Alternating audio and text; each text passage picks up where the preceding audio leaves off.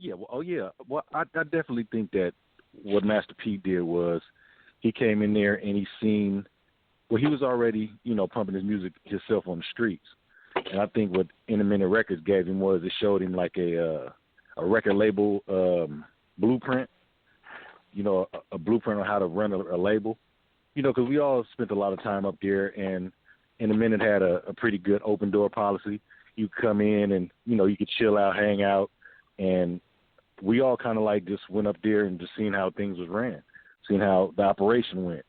And I think Master P just soaked it up and, with the street sense he had and the little bread that he had, he just put it together and created an empire, Yeah. Yeah, he probably figured he can do the same thing, and eventually he went on and did. Describe the atmosphere like during those early days. What was it like kicking it with Pooh Man and Master P and RBL Posse? I mean, did you guys all do shows together, or what was the deal? Oh, yeah. Back in those days, a lot of the artists, especially like from the Bay Area, a lot of the artists from out here was real close. It was like a real close community. We all supported each other.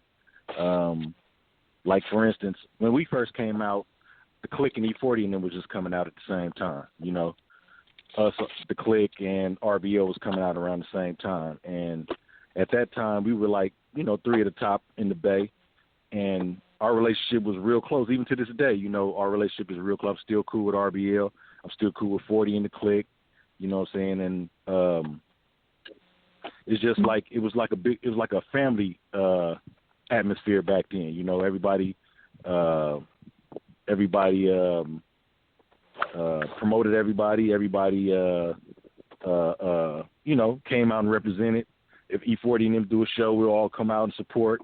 If RBL did a show, we'll all come out and support. If we had a show, they'll all come out and support. So I think back then in the 90s in the Bay Area, it was more of a family atmosphere than anything, Everybody had love for each other. Everybody had respect for each other. Everybody was fans of each other. We all listened to each other's music. And I think it was just a little more, I'm not going to say it's more unity than now because, it was just, the game was more independent, a little more brand new. So, cats was, hustling CDs and hustling stuff out the trunk. It wasn't a lot of downloading, so cats wasn't bootlegging and, downloading. And I guess it was more of a hustle back then, more of a hustle mentality back then, Like straight grinding for real and shit. Straight grinding for real. We used to ride around every city in the Bay Area with trunks full of CDs, and wherever we seen a group of people at, we just jump out. We wasn't scared about getting shot at. We wasn't scared about getting jumped. We'd jump out with a handful of CDs and hand them out, and getting that promo going. I don't know nowadays. I don't think it's too much face to face or hand to hand. Well, CDs is going out obsolete, out of style. So people ain't slanging. Too. Right, people ain't jerking CDs out the trunk no more. It's all about promoting and getting them to your website or getting them to your Facebook or getting them to your social media. To check out the music online. Back then, we'll just hand you the product, and if you got most cats, if they were standing by their car, they'll slap it in the tape deck, and if your shit sound good, they'll bump your shit, Yeah, exactly. And you were also on West Coast Bad Boyz, the original one that Master P put out. You were on that album with the likes of Sibo, of course, JT the Bigger Figure, the Delinquents, Dre Dog. I mean, so many people, man. What was it like being featured on a compilation like that? I mean, you were already featured on many projects prior to this, but did you guys know that it was going to be that big at that time? That you were part of something that was going to be that huge? I don't think nobody really did at the time. I think Master P just knew that he was putting together a lot of great talent. You know what I'm saying? At that time, the Bay Area had his own buzz. All the artists that was featured on there had their own fan base and had their own record sales. And I just think he came at the right time and made the right move. He put together all the best from the Bay. And we knew it was going to be something. We didn't know it was going to be as big as it was. We knew it was going to be tight. We knew that people in the Bay was going to feel it.